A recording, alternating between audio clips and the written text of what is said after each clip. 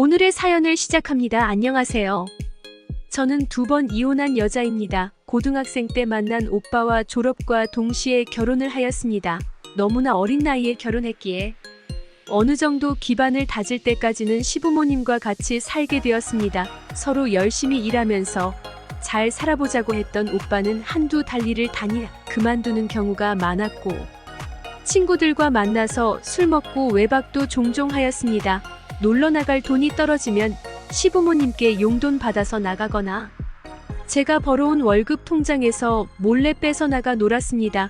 돈 문제, 직장 문제로 말다툼이라도 하게 되면 시부모님께서는 젊은 나이인데 놀고 싶은 건 당연한 거라며 편만 들어주셨고 놀러 나갈 돈을 구하지 못하면 저한테 화를 내거나 손찌검을 하는 경우도 있었습니다. 도저히 이 남자랑은 미래가 없을 것 같아서 출근한다고 나오면서 회사도 그만두고 도망갔습니다. 그리고 시간이 지나 이혼하게 되었습니다. 너무 힘든 날만 가득했던 짧지만 너무 길었던 약 1년간의 첫 번째 결혼 생활이었습니다. 너무도 어린 나이에 부모님의 반대를 무릅쓰고 결혼한 저였기에 집으로 돌아갈 수는 없었습니다. 연고도 없는 서울로 무작정 올라갔습니다. 수중에 가진 얼마 안 되는 돈으로 고시원을 잡고 낮에는 일자리를 구하면서 밤에는 고깃집 및 편의점 알바를 하였습니다. 구로공단의 작은 제조업 공장에 격리로 취업하게 되었습니다. 저에게는 대기업 부럽지 않은 너무 좋은 직장이었습니다. 일찍 출근해서 청소도 하고 주문이 많아 생산 라인이 늦게까지 잔업하는 날이면 가서 도와주면서 즐겁게 회사 생활을 하였습니다. 그렇게 회사에서 2년 정도 근무할 무렵에 이혼녀라는 지난 과거를 다 이해해줄 수 있다며 끊임없이 사귀자고 하던 과장님과 1년간의 연애 후 2번째 결혼을 하였습니다. 이미 마음의 문을 닫은 저희 부모님께도 계속 찾아뵙고 인사와 허락을 받아낸 오로지 저만 사랑해주는 그런 남자였습니다. 덕분에 친정 부모님하고도 다시 왕래를 하였고 이렇게 행복해도 되는지 걱정이 될 만큼 하루하루가 지나가고 있었습니다. 몇 년이 지나 저는 2아이의 엄마와 듬직한 남자의 아내로 살아가고 있었습니다. 남편은 어느덧 회사에서 부장까지 진급을 하게 되었고 더 늦기 전에 독립하여서 자기의 회사를 만들고 싶다며 저에게 얘기를 하였습니다. 점점 커가는 2아이가 있었지만 어린이집 보내고 난 후 동네 편의점에서 알바하고 저녁에 짬짬이 부업을 하면 어느 정도 생활비를 보탤 수 있으니 애들이 크면 돈이 더 많이 들어갈 텐데 애들이 어린 지금이 기회라고 우리가 한 살이라도 더 젊을 때 도전해보라고 응원해 주었습니다. 남편은 나름의 준비와 계획 끝에 다니던 회사를 퇴직하고 자기의 회사를 만들었습니다. 정기적인 매출이 나오진 않았지만 안정적으로 주문이 들어왔고 주말에는 같이 회사에 가서 잊었던 기억을 더듬으며 밀려있던 격리 업무도 처리해 주었습니다. 31번째 생일날 월급이라며 1,000만 원을 꺼내는 이 남자 고생 많았다면서 앞으로 알바도 그만하고 다시 공부해서 가보고 싶었던 대학교 가고 잃어버렸던 인생을 하나둘씩 찾아보라고 하더군요. 그날 둘이서 안고 펑펑 울었네요. 1년간의 대학 입시를 준비하였고 드디어 2아이가 있는 늦가기 대학생이 되었습니다. 생각보다 대학은 쉽지 않은 곳이었습니다. 매 과제마다 남편에게 도움을 요청했고 남편은 다시 과제를 하고 있으니 20대가 된 것 같다며 웃곤 했습니다.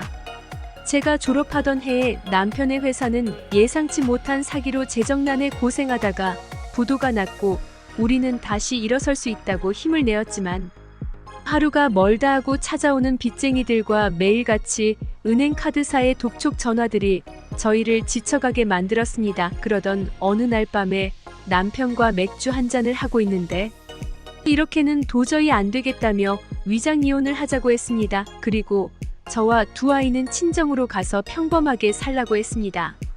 남편은 몇 년간 일을 하면서 빚을 갚다가 파산 신청을 하고 다시 평범하게 같이 살자고 하였습니다. 힘들어도 같이 이겨내려고 하였지만 하루가 다르게 가세는 더 기울어져 갔고 저는 어떻게든 버티면 된다고 생각했지만 2아이들에게는 못할 짓이었습니다. 결국 저는 두 번째 이혼을 하게 되었습니다. 정말 이혼만은 하기 싫었는데 상황이 현실 수억이 넘는 빚이 저희 부부를 갈라놓게 만들었습니다. 이혼 후 남편은 지방으로 내려가 배를 타며 일한 돈으로 착실히 빚도 갚고 저의 가족 생활비도 보내주었습니다. 뱃일이 생각보다 그렇게 힘들지 않다며 돈도 많이 주고 몇 년만 고생하면 다 갚을 수 있다며 잘 지내고 있으니 걱정하지 말라고 전화할 때마다 말하였습니다. 저는 다치지 말라고 밥 잘 챙겨 먹으라고 거기 어디냐고 애들 얼굴 보고 싶지 않냐고 데리고 가겠다고 하였지만 끝까지 안 가르쳐 주었습니다. 그러던 어느 날 애들은 학교에 데려다주고 돌아오는 길에 경찰서에서 전화를 받았습니다. 전 남편분이 배에서 조업 중에 그물에 딸려 내려가 바다에 빠지셨고 꼬인 그물을 풀어서 건졌는데 이미 운명하셨다고 거기가 어디냐며 바로 찾아갔습니다. 남편은 차가운 시신이 되어 있었고 손과 발은 퉁퉁 불어 있었고 얼마나 고생을 많이 했는지 알 수 있을 만큼 상해 있었습니다. 초밥과 회를 좋아하던 남편은 자연산 회를 자주 배불리 먹을 수 있다며 세상에 이렇게 좋은 직업이 없다고 했었는데 90kg 가까이 나가며 체격이 좋았던 남편은 많이 말라 있었습니다. 여기저기 못 봤었던 흉터들도 생겼고요. 구급차를 타고 남편과 친정집 근처 장례식장으로 왔고 하늘나라로 보내주었습니다. 그날 이후 한동안 큰 아이는 충격이 커서 말을 하지 않았고 저 역시도 세상이 무너지는 것 같았습니다. 제 스스로를 많이 원망했습니다. 사업을 못하게 했었다면 힘들었어도 이혼하지 않았다면 저희 남은 세 식구 편하자고 남편만 그 힘든 곳에 혼자 두고 온 것 같아서 남편한테 너무 미안하고 죄송하였습니다.